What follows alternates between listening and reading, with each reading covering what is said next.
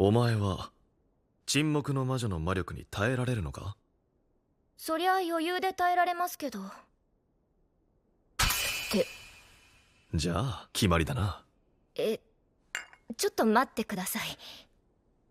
One of my favorite things in anime is when we have anime that have unique premises, unique ideas, and unique takes to kind of move forward just anime in totality, or they're trying to move forward the genre that they're fitting in. Today we're talking about Unnamed Memory, and this one really fits like fantasy, romance, magic, and it's, in my opinion, moving this genre forward because, and we don't know for sure yet, so that might be me acting a little too quickly, but it's offering a unique story that isn't your dime of the dozen type story when it comes to these magic and romance type animes. So, should you watch Unnamed Memory? Let's answer that question first. I think, that's going to be, the yes or no will definitely be dependent on everyone's preference when it comes to the genres that they enjoy watching in anime. I assume if you probably gave episode 1 a chance, or if you're going to, this probably fits within that genre category for you. But it really depends on what you're watching this season.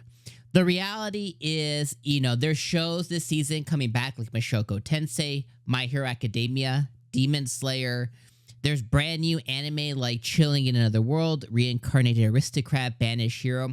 There's a lot of shows this season and a lot of shows that are vying for your time.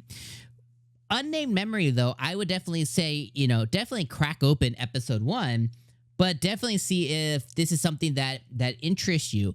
Now, when I say should you watch it, my opinion for me is absolutely yes. But again, you have to see on, kind of where this fits into your viewing for the spring season. Now, Unnamed Memory kind of takes the idea of there is a prince, and this prince was cursed by this witch. Magic exists in this world, but it's not dominant, which basically means like it's not so prevalent that it's like, everyday magic people are using it.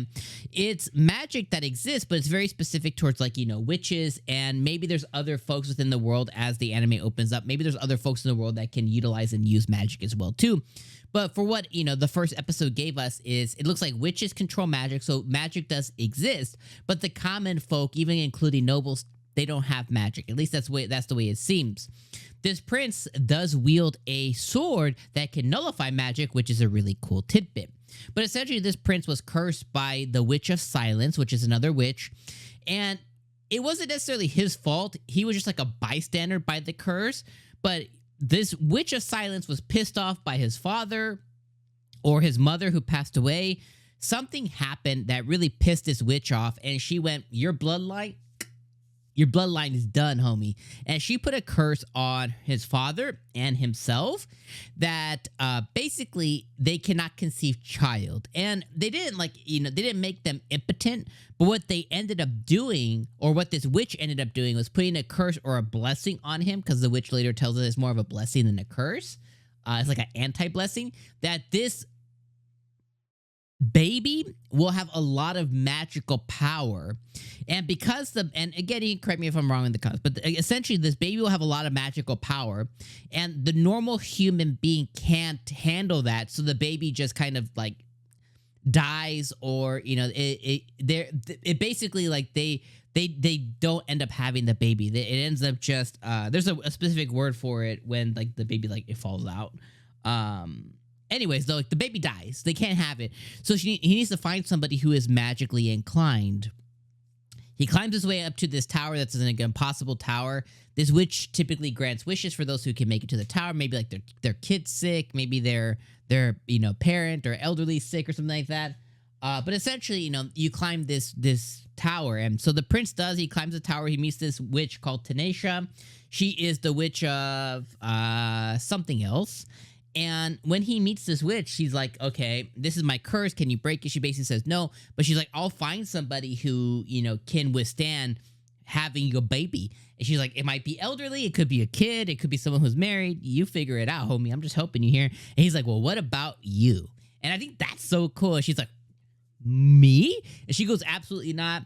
You know, I won't spend a lot of time talking about it, but essentially he strikes a deal with her and he's like, okay, come as my prize, come live with me for a year.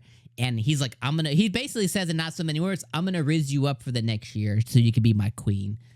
Which I think is cool. And she's like, well, what about your court? What would they think about the witch's blood, being in your blah, blah, blah, and blah, blah, blah. And apparently she really liked his great-grandfather as well, too, which I thought was really funny and cool.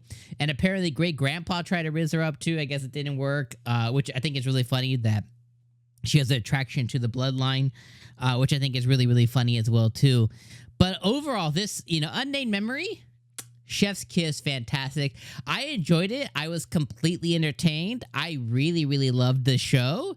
I can't wait to see what happens next. Now that he's taking the witch Tenacia, and he's doing it, he's bringing her as the witch's apprentice to the, to his town.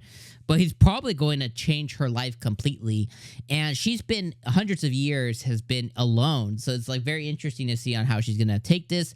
And apparently she also lived at this castle for half a year before. Again, great-grandpa tried to riz her up too. So that's going to be a whole interesting thing. But I'm very excited to see what ends up happening next. But for me personally, Unnamed Memory, must watch. Is it for you? Watch episode 1 if you haven't already. If you did, really think if this is something that you want to watch, you could go a couple different ways. You could go like, let me give it the 3-episode rule, which I don't think exists for me. I think episode 1 is like you can really, 95% of every anime I've decided to watch or not watch based on episode 1, I've been spot on when I've circled back. So you can really make the decision there. But if you want to give it the 3-episode rule, you can. Second option is, maybe you like it a little bit, but you're like, I have a lot of shit to watch. You let this pile up and you just kind of binge it at the end. Third option is you're like, I like this. And you're here with me every week covering it. So we'll see on what that ends up being. I'll see you in the comments down below. Interested to see you guys' thoughts on Unnamed Memories. But I'll see you guys on the next video. I'll be here for the next episode and I'll see you then. Peace out, my friends.